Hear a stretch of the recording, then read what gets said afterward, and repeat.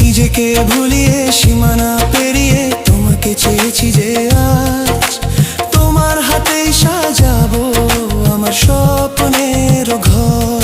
আমি তোমার প্রেমে পড়ে দুনিয়া ভুলে গেছি।